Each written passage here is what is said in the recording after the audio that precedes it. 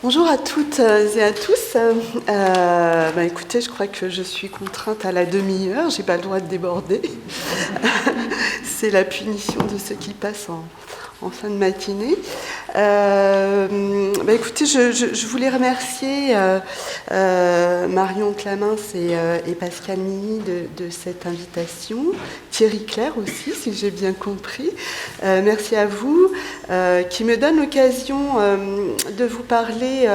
Je vais faire suite à la présentation de France et je vais plus particulièrement vous parler de conditions de conservation, conditions climatiques de conservation, puisque s'il y a eu des changements, c'est surtout à ce niveau-là qu'il y en a eu.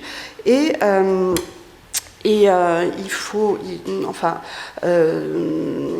c'est la gestion des conditions de conservation, c'est un point qui a énormément évolué ces dernières années et qui s'inscrit complètement dans le contexte impératif de développement durable et de gestion des ressources énergétiques.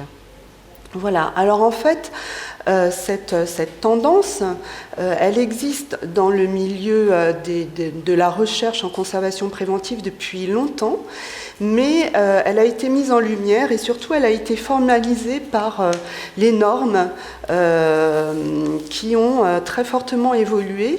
Et il y a une norme dans le domaine de la conservation préventive dans les bibliothèques et les archives qui est emblématique en ce sens, c'est la norme ISO 11799 qui donne un certain nombre de prescriptions pour le stockage des documents d'archives et de bibliothèques. Alors cette norme, elle a, en 2016, fait l'objet d'une révision très approfondie. Et je vais vous en parler simplement parce qu'elle est assez emblématique de changement d'approche. Voilà. Alors, avant, cette norme avait en annexe informative, c'était juste une annexe informative, un grand tableau en 2 pages dans lequel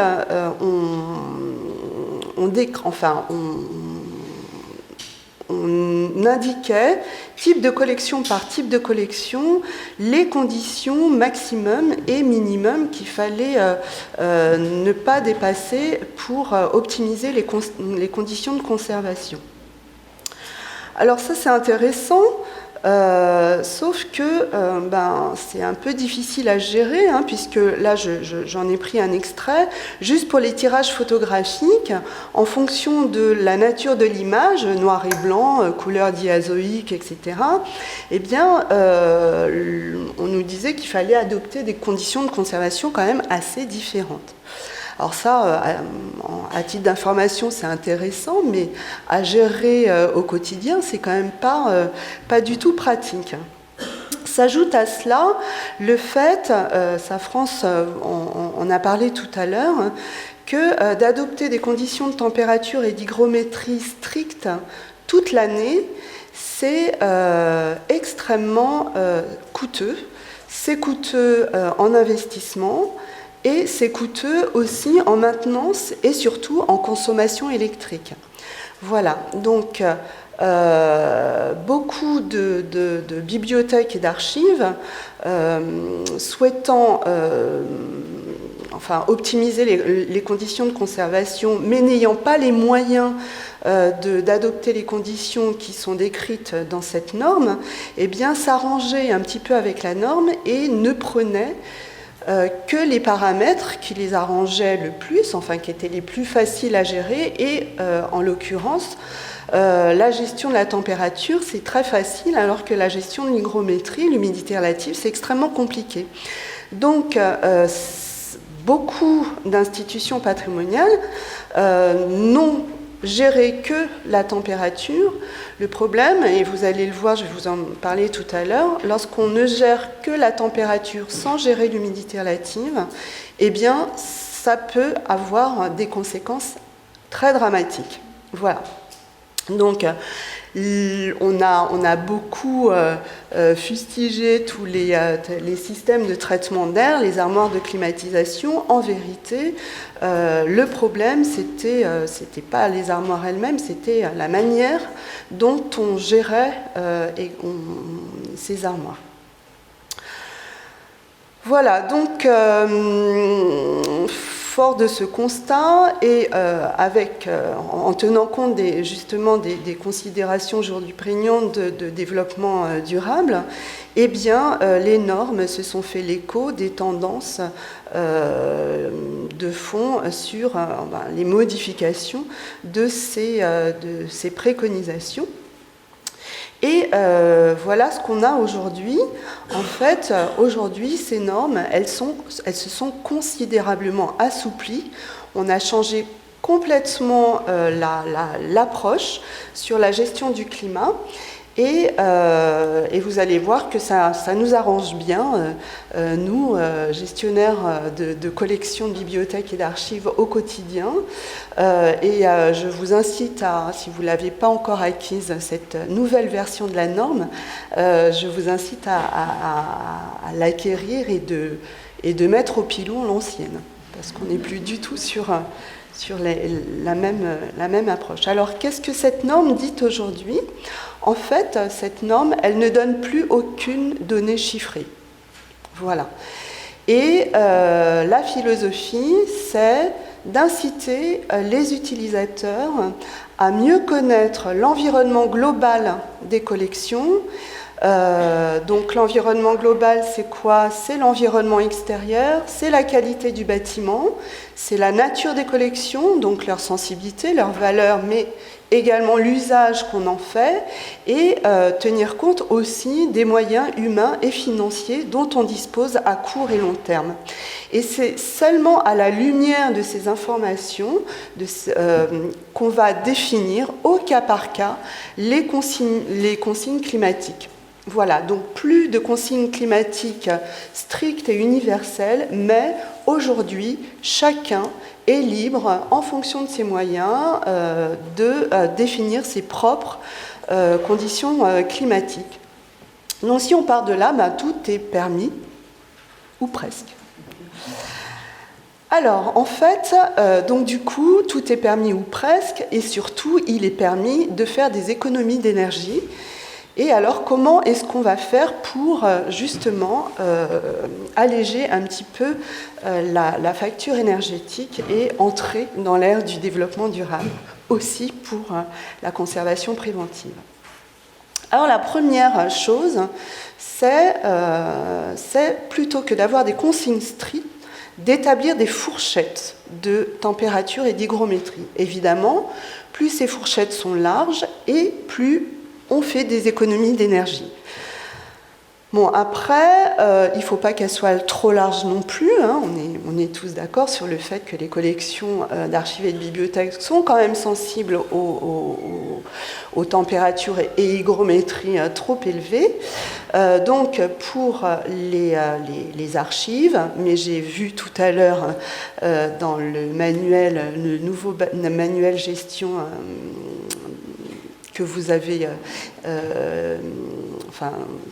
décrit, Monsieur Belmont, que les fourchettes pour les bibliothèques maintenant étaient également les mêmes, donc 16 à 23, 40 à 55%, et ça c'est bien pratique parce que ça permet d'adopter des consignes différentes l'été et l'hiver et de se rapprocher des conditions extérieures. Et plus on se rapproche à l'intérieur des conditions extérieures, évidemment, plus on ménage les systèmes de traitement d'air et moins on est énergivore.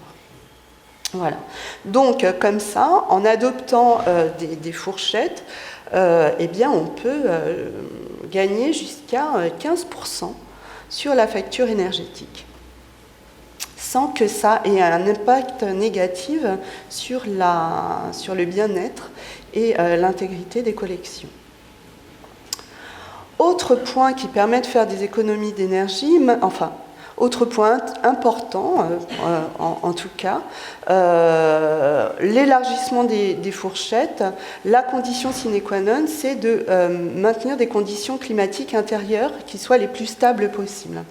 Pourquoi ? Simplement parce que les collections sont hygroscopiques, livres, archives, réagissent comme des éponges en fait et vont voir leur dimension changer s'il y a des variations, surtout d'hygrométrie.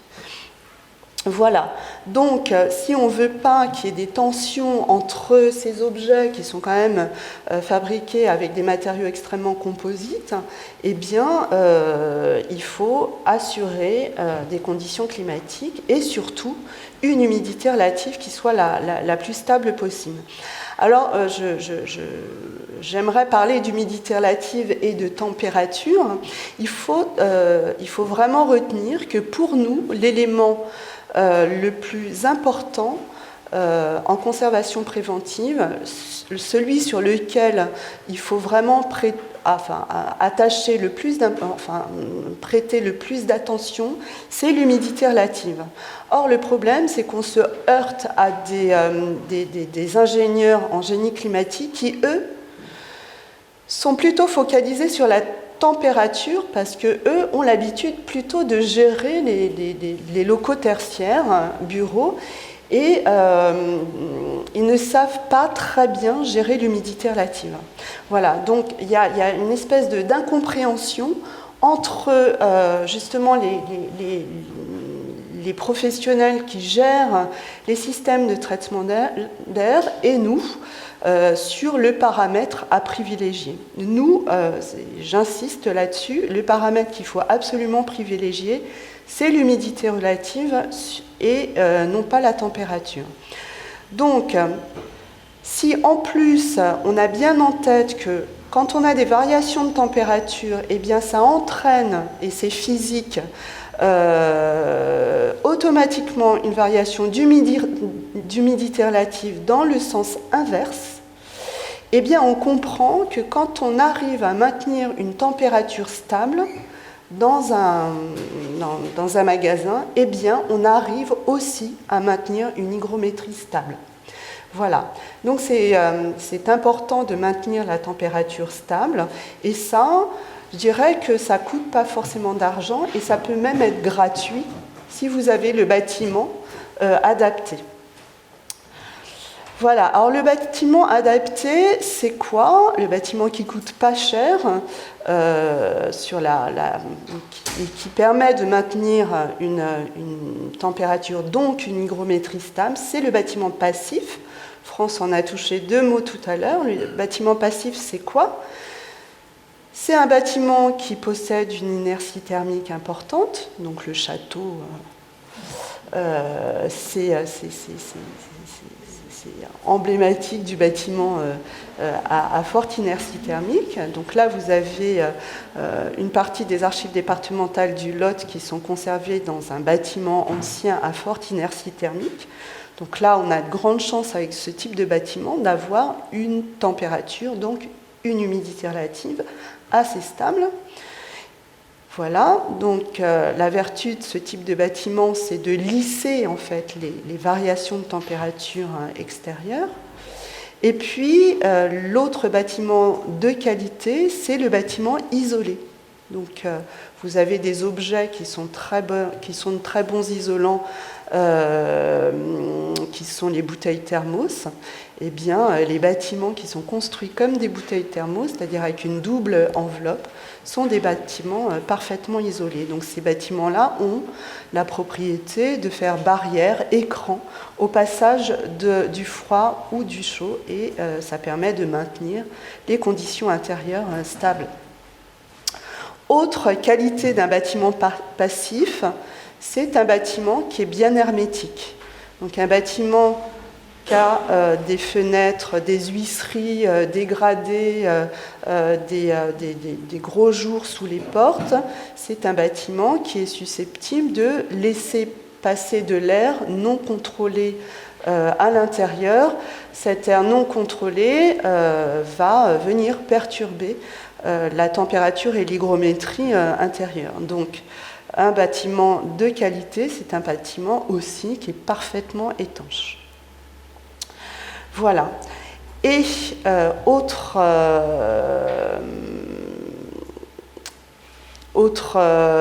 facteur qui permet d'économiser en énergie, lorsque vous avez un bâtiment qui est doté d'une centrale de traitement d'air, qui va conditionner l'air extérieur pour que vous ayez à l'intérieur les qualités, des consignes qui respectent les normes de conservation.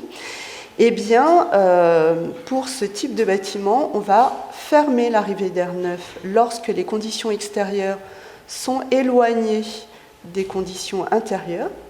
Voilà, donc en période de canicule, par exemple, eh bien, on ferme l'arrivée d'air neuf et on compte sur l'inertie ou l'isolation du bâtiment pour maintenir des conditions intérieures stables sur une courte période.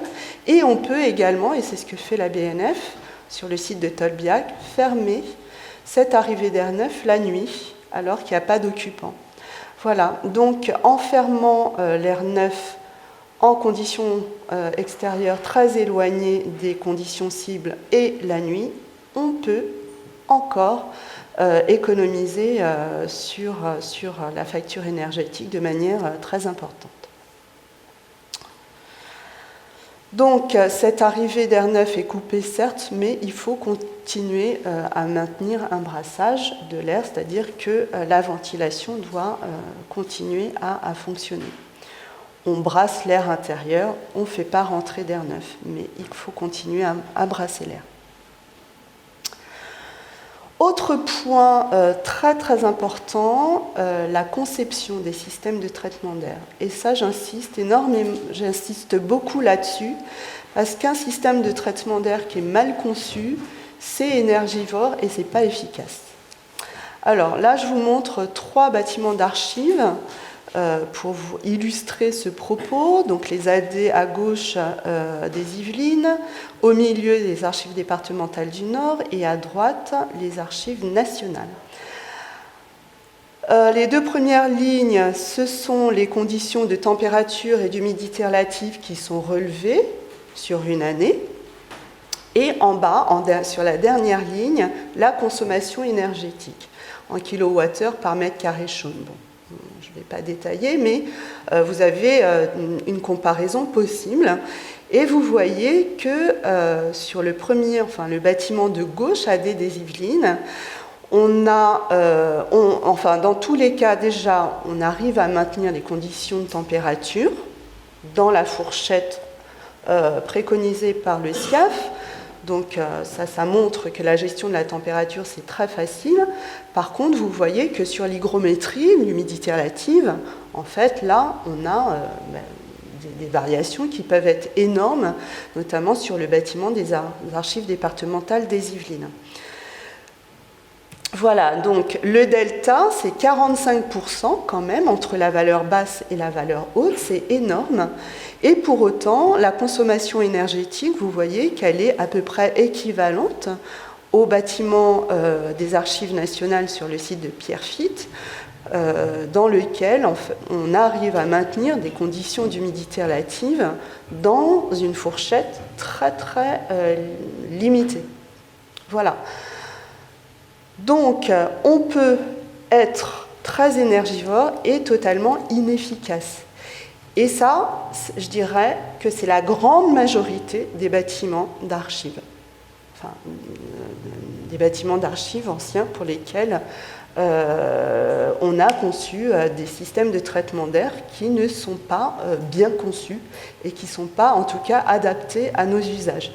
Dans le bâtiment du milieu, on a une consommation énergétique très basse, donc c'est un bâtiment plutôt vertueux. Bon, on n'obtient pas au niveau humidité relative une fourchette aussi serrée que celle des archives nationales, mais bon, l'avantage qu'on a quand même pour ce bâtiment, c'est qu'il est très faiblement énergivore. Voilà, alors c'est un exemple qui illustre assez bien cette question de conception.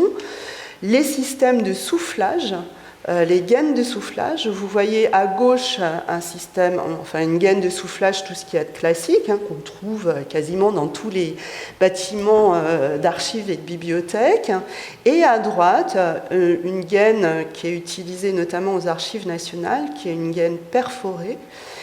Et cette gaine perforée, en fait, sont les gaines qui ont été développées pour les hangars d'avions.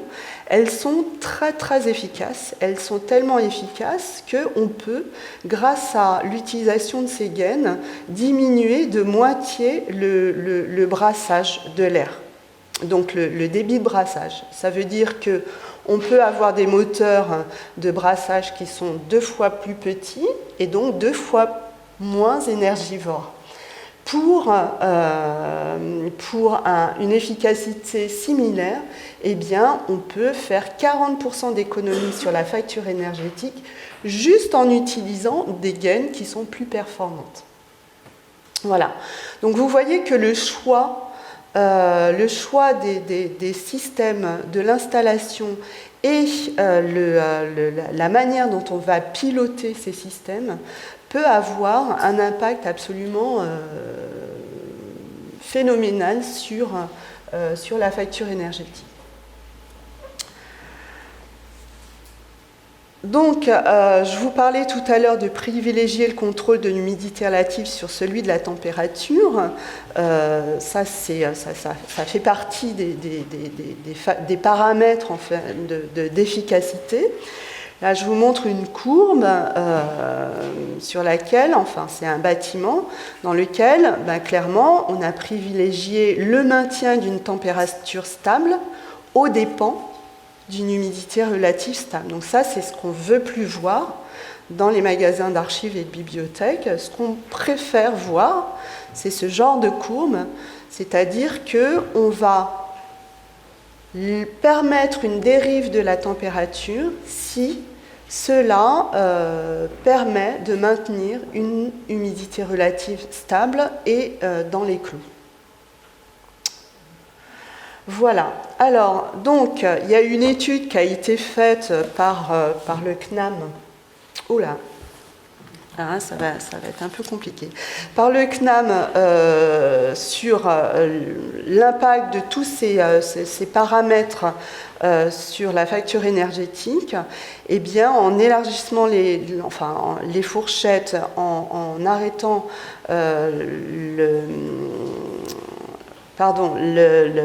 l'arrivée d'air neuf la nuit et en utilisant des gaines haute performance, on peut gagner jusqu'à 60% sur la facture énergétique. Donc là, on est en plein dans le développement durable, en fait, juste en choisissant les bons matériaux et en calibrant correctement les machines. Voilà.